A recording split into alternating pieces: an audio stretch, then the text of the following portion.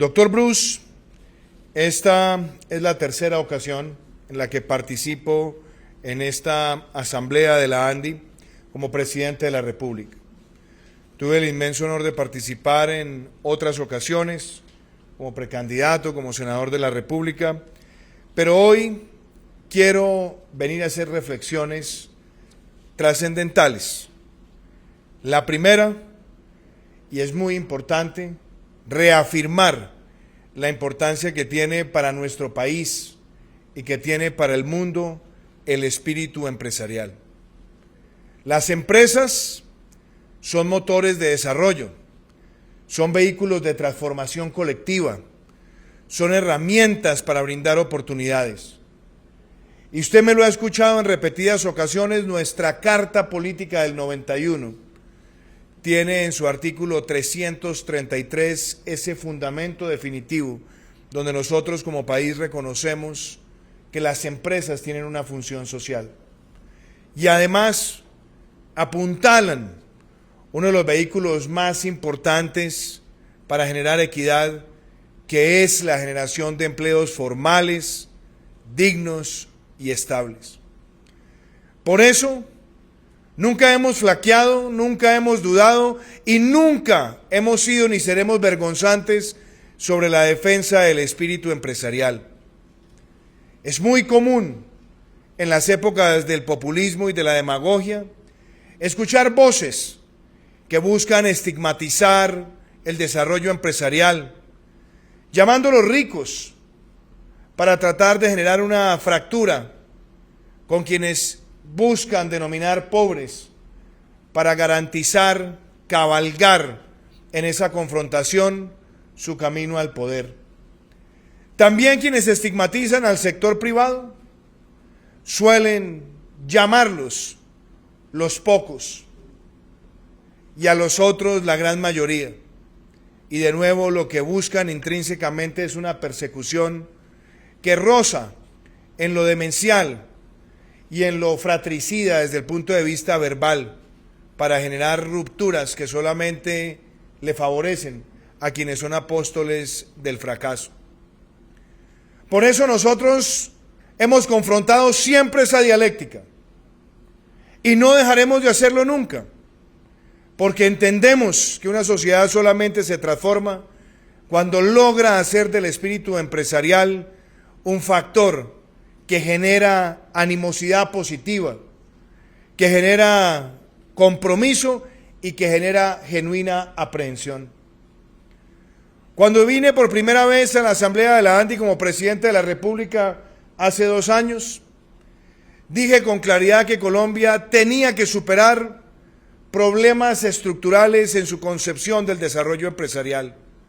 La primera, que las reformas tributarias adelantadas en los últimos 20 años siempre se habían caracterizado por un sesgo antiempresarial. Y lo dije sin reparos, porque el camino fácil de las reformas tributarias de las últimas décadas ha sido siempre recargar el apetito pantagruélico de gasto público en que sea el empresario quien más contribuya. Y lo único que se lograba a través de esas equivocadas tesis era que el sector privado creciera sus obstáculos, afectara su capacidad de inversión, afectara la capacidad de generar empleo y algo aún peor, afectara la capacidad de competir. Por eso lo dijimos hace 2 años, que queríamos impulsar una reforma estructural bajo la concepción de ser una ley de crecimiento y reactivación económica. En el año 2018 la economía crecía lánguidamente al 1.7%. Y vinimos a la ANDI y planteamos con decisión que queríamos hacer viable la deducción del IVA a los bienes de capital, que queríamos eliminar la paquidérmica figura de la renta presuntiva y que queríamos en simultánea presentarle al empresariado colombiano micro, pequeño, mediano y grande la posibilidad de hacer efectiva la reducción o la deducción del ICA. Y lo planteamos también con profundizar la factura electrónica, con facilitar la normalización de capitales, con simplificar el estatuto tributario, con crear un régimen simple. Recuerdo que muchas de las voces que escucharon mi presentación decían que era una ilusión óptica. Decían que era inviable que el país creciera más, aumentara la inversión y aumentara el recaudo con esas tesis. Pero la verdad es que al cierre del año 2019, Colombia logró crecer por encima del promedio mundial, del promedio regional, del promedio de la OCDE, del promedio de la Alianza del Pacífico, consolidando un crecimiento superior al 3.2%. Pero en paralelo, se aumentó el recaudo en más de un 10% y cerramos el año 2019 con la mayor reducción del déficit fiscal desde que existe la regla fiscal, y además cosechamos el primer superávit fiscal primario en 8 años. ¿Por qué? Porque entendíamos que a mayor dinamismo empresarial, mayor inversión, a mejor claridad en las reglas de juego, mayor inversión, y a mayor inversión y mayor dinamismo, mayor recaudo, y a mayor recaudo, mayor reducción del déficit. Esa tesis quedó comprobada y se vio además reflejada con hechos que fueron mensajes importantes para el sector privado. Haber cerrado el año 2019 con las mayores exportaciones agrícolas de nuestro país y las mayores exportaciones de servicios, sobre todo haciendo la separación de los no mineroenergéticos. También lo acompañaron de la mano haber cerrado el año 2019 con el mejor año del turismo en nuestra historia reciente, más de 4.5 millones de visitantes no residentes y la mayor tasa de ocupación hotelera en casi 15 años. Pero también un renacer claro en la inversión emprendedora. Y lo digo porque fuimos audaces en plantear que tendríamos 0 impuesto de renta durante los primeros 7 años para las inversiones en los sectores de valor agregado tecnológico y creativo, y también 0 impuesto de renta durante los primeros 10 años para quienes hicieran inversiones en el sector rural, claro, garantizando un mínimo de inversión y un mínimo de empleos. Esas ideas que además se unen a las reformas planteadas al sistema de regalías, a las telecomunicaciones y la información, y las habilitaciones sectoriales también con medidas audaces, estaban generando un dinamismo realmente asombroso en términos de inversión extranjera directa, que valga decirlo hoy, aún en tiempos de pandemia, la inversión extranjera directa, no mineroenergética, sigue creciendo, y eso demuestra que las señales que se construyeron son viables y necesarias. Empezamos el año 2020 con un año que nos mostraba mejor dinamismo económico. En enero y febrero estábamos creciendo por encima del 4%. Y de pronto, un hecho para el cual la humanidad no estaba preparada, toca nuestras puertas.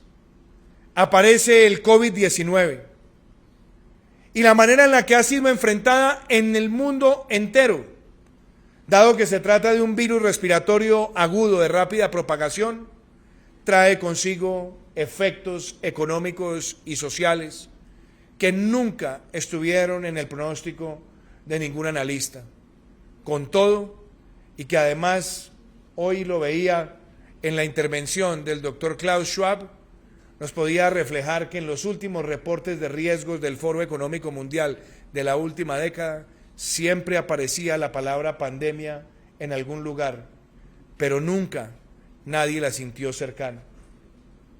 Hoy podemos decir que lo que parecía una crisis en el sistema sanitario terminó repercutiendo en nuestra cotidianidad, afectando el transporte, el turismo, la movilidad de capital, los términos de intercambio, los precios de las materias primas y, por supuesto, redundó también en una afectación al mercado laboral, donde en los últimos 5 meses cerca de 300 millones de personas han perdido en todo el mundo su lugar de trabajo. pero además ha traído también una afectación, y es el reto sobre la cotidianidad y sobre sectores que hacen parte de esa cotidianidad, como es el sector de la cultura, o el sector gastronómico, o el sector de transporte. Nadie podía dimensionar la magnitud de semejante embestida. Y cuando el virus tocó las puertas de Europa, vimos a los países más desarrollados, con los sistemas de salud más sofisticados, vieron colapsar la capacidad de respuesta de sus unidades de cuidado intensivo. Veíamos también al personal de salud de muchos de esos países, que siempre han sido referente, clamar con voces prácticamente enardecidas y llenas de temor que no se repitiera esa historia en el mundo entero. Así empezaba el mes de marzo, y así los países de América Latina con sistemas de salud más precarios entendíamos que nuestra actuación tenía que ser más acelerada, más anticipada y quizás más draconiana.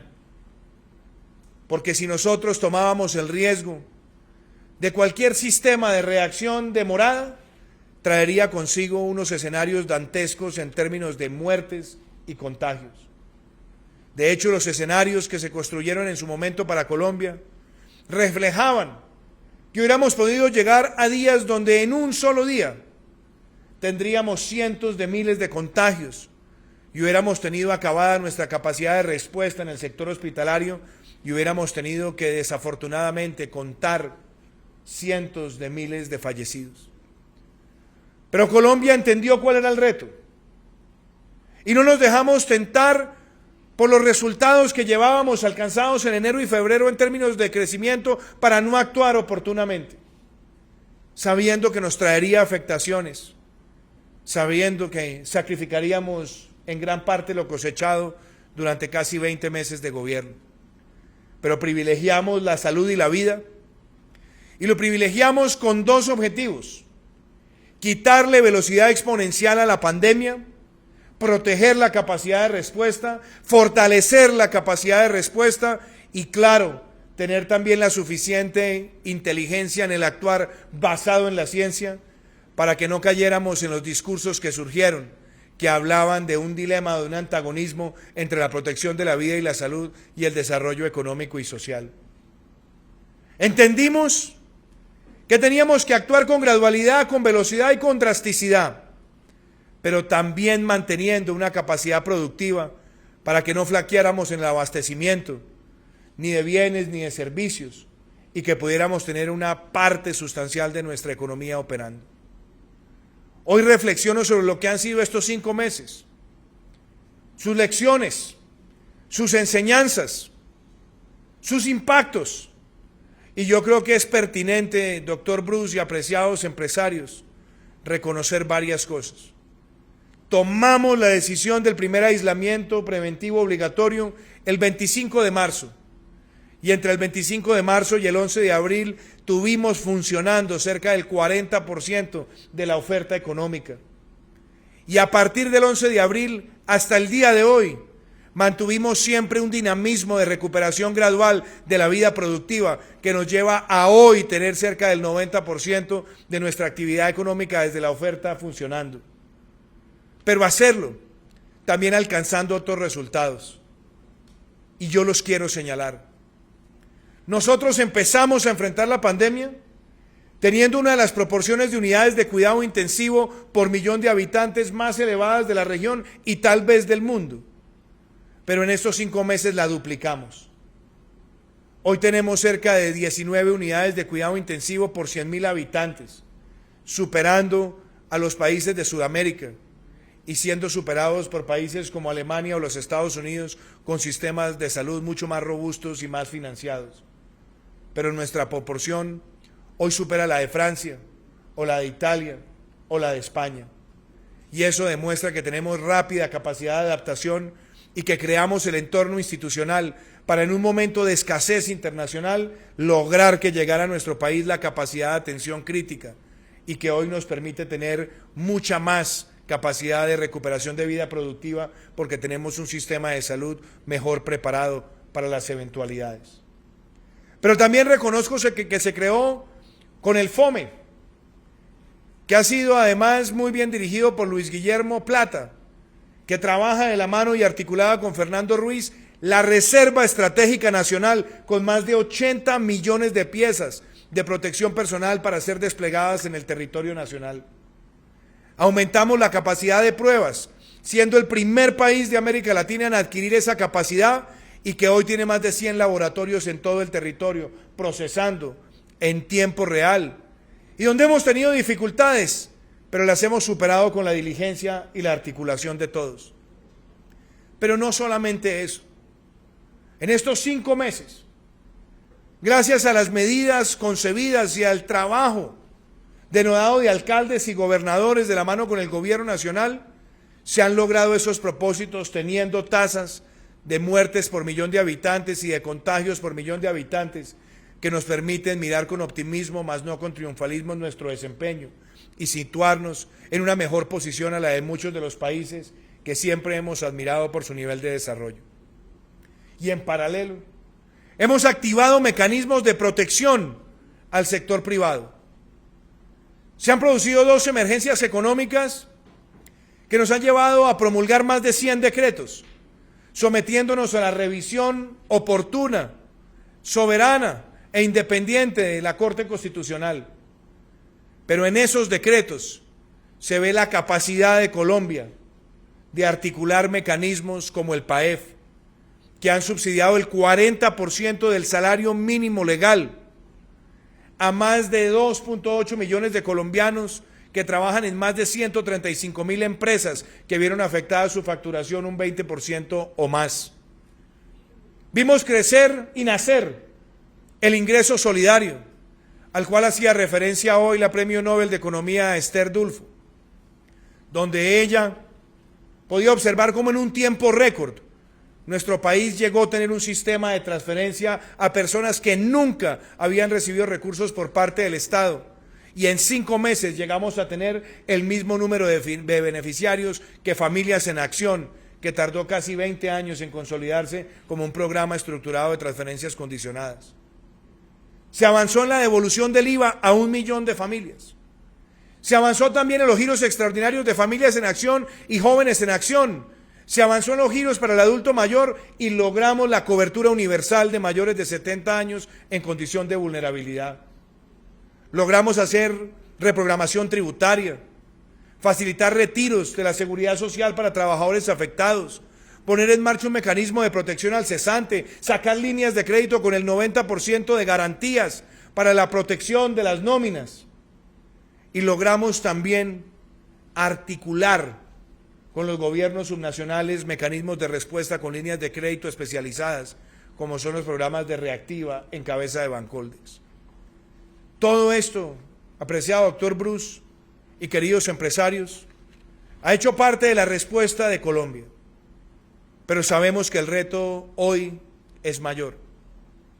Pasamos ahora a una nueva fase, la fase del aislamiento selectivo y el distanciamiento individual responsable. Una fase que va en armonía con la campaña que lanzamos con la ANDI, de Colombia Arranca Segura, donde entendemos que hay un sentido de corresponsabilidad, donde están presentes las medidas del gobierno nacional, de los gobiernos locales, pero sobre todo el comportamiento y la cultura ciudadana.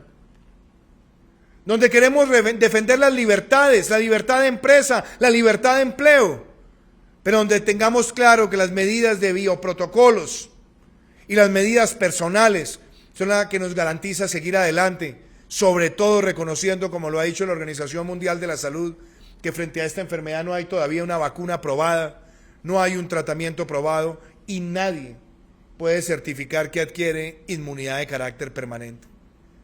Eso nos hace pensar que el reto está en nosotros y en la articulación como sociedad, pero hoy tenemos mejores capacidades.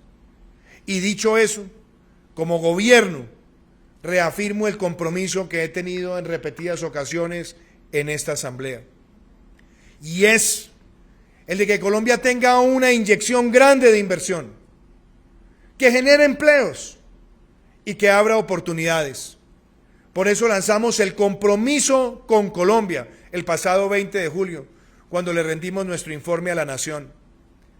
Y hablamos de un compromiso con más de 100 billones de pesos en inversión pública, privada y público-privada.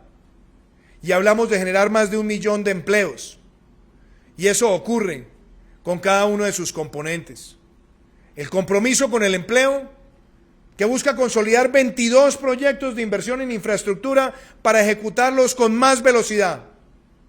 28 proyectos para dejarlos contratados y además funcionando donde están las redes de autopistas de quinta generación. Los proyectos aeroportuarios y portuarios como Puerto Antioquia, o la expansión del aeropuerto de Cartagena, el aeropuerto de San Andrés, la construcción del Aerocafé, por mencionar algunos. También una clara determinación en que tengamos 17 proyectos de desarrollo digital y donde vaya de la mano la formación de 100.000 programadores en los próximos 2 años a través de la misión TIC que lanzamos pocos días atrás. Y quiero también destacar la reactivación del turismo, la reactivación del comercio, que lo acompañan también decisiones que ya tienen un marco normativo, como lo vimos la última semana cuando sacamos el decreto de la factura electrónica como título valor, o lo que vimos también con las megainversiones, donde se garantiza estabilidad jurídica y mejores condiciones de inversión, las mejores de América Latina para inversiones que superen los 250 millones de dólares. O como lo hemos visto también con los programas de facilitación, y quiero además hacer una mención puntual, doctor Bruce, lo que ha sido el lanzamiento de Colombia Crece o Colombia Growth, que es la nueva versión de la relación bilateral con los Estados Unidos, donde queremos que Colombia se convierta en el eje protagónico de lo que los americanos han denominado el nearshoring, que es traer hacia las Américas gran parte de la producción industrial que tenían en Asia. Hoy Colombia quiere jugar ese papel de liderazgo y el acompañamiento y el trabajo de la ANDI es fundamental en este propósito. En la segunda línea está el compromiso con el desarrollo más limpio. 25 proyectos de energías renovables no convencionales donde hay 9 líneas de transmisión y donde seguiremos avanzando hacia multiplicar de manera exponencial las energías renovables no convencionales, como ya lo hemos hecho en lo que va corrido de nuestro gobierno, sextuplicando esos proyectos. Y hago también un énfasis puntual, doctor Bruce, y es que nosotros tengamos también los proyectos de adaptación y mitigación del cambio climático, como es la siembra de 180 millones de árboles, ya hay 36 millones sembrados, faltan 15 millones para cerrar el año con 50, y seguir acelerando también los esquemas que tienen a los silvopastoriles o los que tienen a los agroforestales. Y está el compromiso con los más vulnerables. 158 proyectos de agua y saneamiento, la extensión de ingreso solidario inicialmente hasta junio del año entrante, la multiplicación de esquemas de gratuidad en la educación superior y los pequeños proyectos del DPS en distintos lugares del territorio. Está el compromiso con los más vulnerables, que están vinculados al campo y a la construcción de la paz con legalidad. Y me alegra que usted me permita hoy decirlo, y decirlo además con emoción.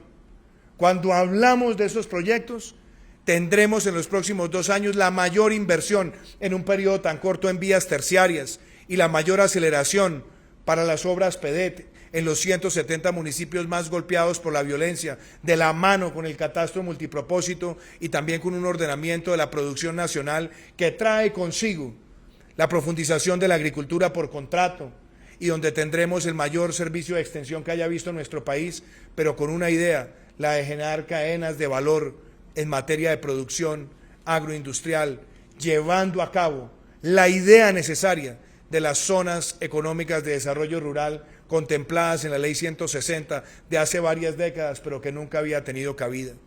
Y hoy, ante la ANDI, también puedo decir con orgullo que el día de ayer firmamos el decreto que le da vida al piso mínimo social para mejorar la protección de los trabajadores del campo, que era un anhelo planteado en nuestro plan de desarrollo.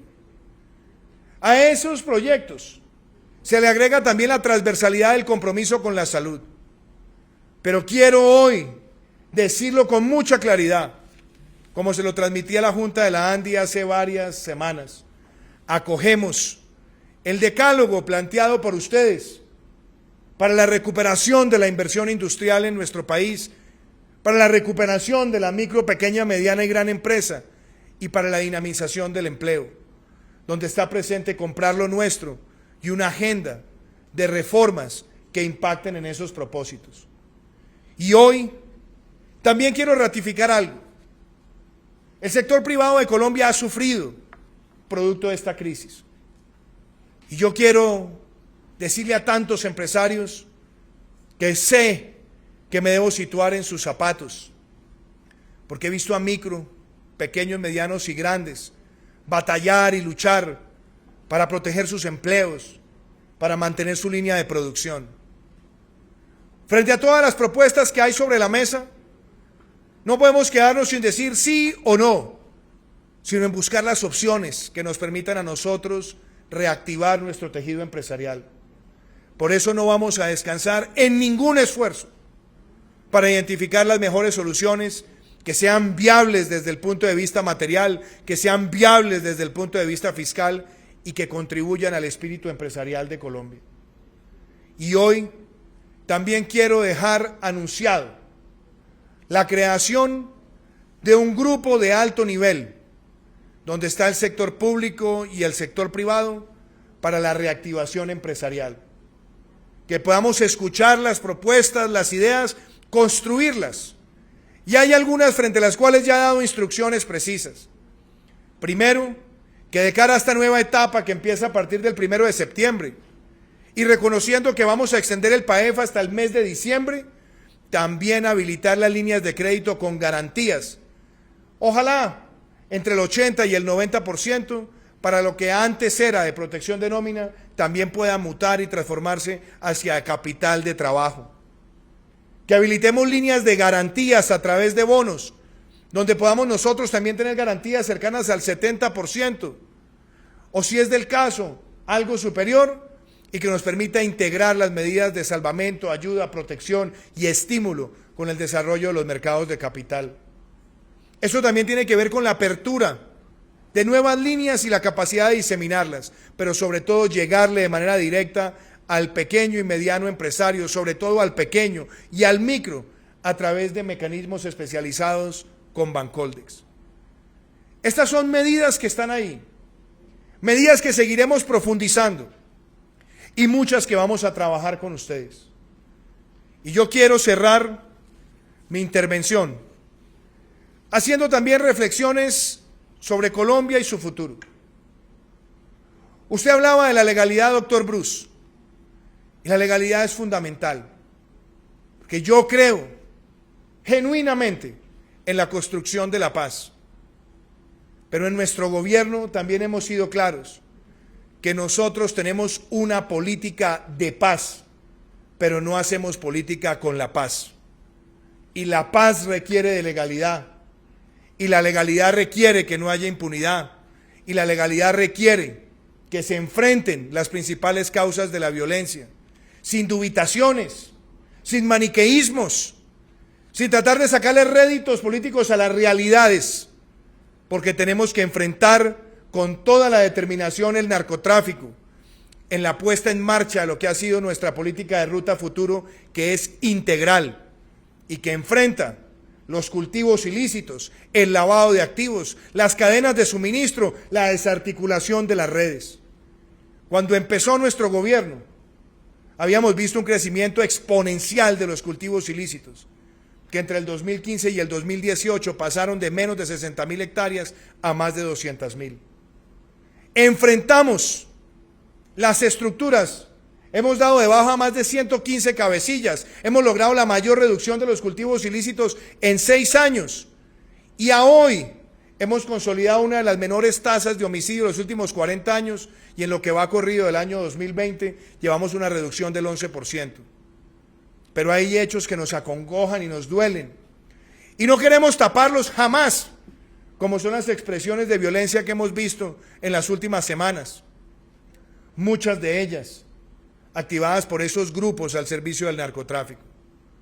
Colombia tiene que entender que a más coca, menos paz, y enfrentar los cultivos ilícitos y las cadenas criminales en esta visión integral es un mecanismo para que nosotros nos liberemos y llevemos a la juventud de muchos lugares del país a ver con esperanza un camino donde sea su potencial, donde sea su creatividad y su innovación la que lo impulse hacia adelante. Pero eso implica que desarticulemos las redes que hoy amenazan a esa juventud. Y quiero también decirle, doctor Bruce, que muchos se jactan de decir que en el gobierno nuestro no hay un compromiso con la paz. Sí lo hay, y no es un compromiso de papel, es un compromiso real que se ve ahora en la construcción de 14 planes de desarrollo con enfoque territorial, cuando recibimos 2, que lo tenemos con la aceleración de los proyectos PEDET, que lo tenemos con la mayor titulación masiva que se haya hecho en el país relacionada con tierras y con prácticamente cuadruplicar el número de tierras vinculadas a los bancos que entrarán en una distribución sin acelerar conflictividad, porque se ha hecho con meticulosidad y con rigor y apego a la ley. Y a eso también lo acompañan los proyectos productivos colectivos, las inversiones que hoy se sienten en el Catatumbo, las que llegarán con más ímpetu al Pacífico nariñense o las que tendremos en el Bajo Cauca antioqueño. Porque aquí entendemos en nuestro plan de reactivación que atender esa Colombia profunda es también un elemento crucial de transformación económica. Y por último, mi mensaje es a que todos tenemos que defender un modelo genuino de democracia y un modelo genuino donde la democracia respete la iniciativa privada. Ya conocemos los resultados de otros países de la región que se dejaron tentar por el socialismo del siglo XXI, por el populismo o por la demagogia, que siempre promueve pan para hoy, pero incuba hambre para mañana. Nosotros como país tenemos que seguir cabalgando por un reconocimiento de ser una democracia antigua, pero de ser un país que tiene espíritu empresarial, espíritu emprendedor y espíritu de defensa de los más vulnerables sin caer en la lucha de clases. Hoy reafirmo ante la ANDI y ante todos los empresarios de Colombia, micro, pequeños, medianos y grandes, que vamos a salir adelante. ¿Que tenemos momentos de desafíos? Sí, pero no nos intimidamos, no nos arredramos. Ya empezamos una nueva etapa y está el compromiso con Colombia activado.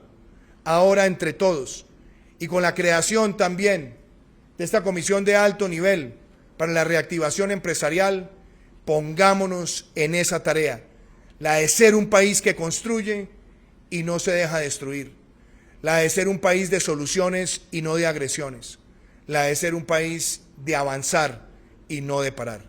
Muchísimas gracias.